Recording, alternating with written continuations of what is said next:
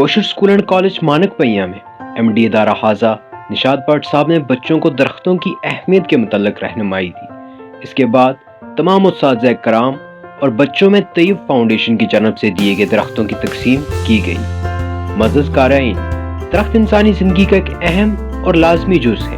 صرف ایک درخت کئی لوگوں کے لیے درکار آکسیجن خارج کرتا ہے۔